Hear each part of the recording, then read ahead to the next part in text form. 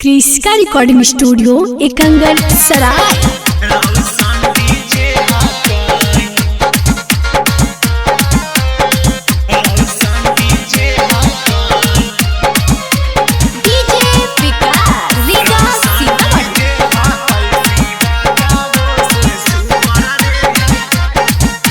Presented by Kriska films. चार चार गो base हतई आठी आठी गो है बूफर रे भाई। चार चार गो बेस हतई आठी आठी गो है बूफर रे भाई। रौशन डीजे हकई पीना मुँह से सुपर रे भाई। रौशन डीजे हकई शिवाता वो से सुपर रे भाई।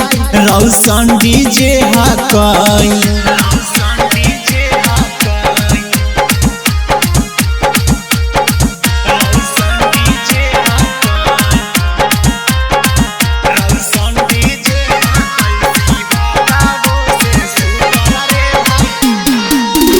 भज है त लग है हिला देते नालंदा रे।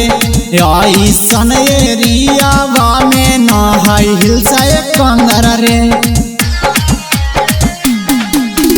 भज है त लग है हिला देते नालंदा रे। ऐसन एरियावा में न है हिलसा कंगर रे। देखी के भैया भौजी कहै हकई ऊपर रे भाई। देखी के भैया भौजी कहै हकई ऊपर रे भाई। रौशन डीजे हकई शिवा का वो से सुपर रे भाई। रौशन डीजे हकई बिपिना मो से सुपर रे भाई। रौशन डीजे हकई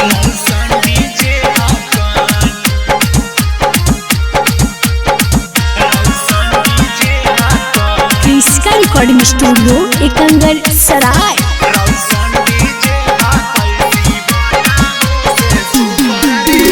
देखे में लगा हकई एक नंबर झकास रे। रौशन डीजे के सामने हकई सब डीजे बकवास रे। देखे में लगा हकई एक नंबर झकास रे। रौशन डीजे के सामने सब डीजे बकवास रे। कुंदना भैया देखे नीचे कभी ऊपर रे भाई। आयुष राज देखे नीचे कभी ऊपर रे भाई। रौशन डीजे हकई बिपिना मुँह से सुपर रे भाई। रौशन डीजे हकई शिवाता वो से सुपर रे भाई। रौशन डीजे हकई क्रिस्का रिकॉर्डिंग स्टूडियो एकंगर सराय।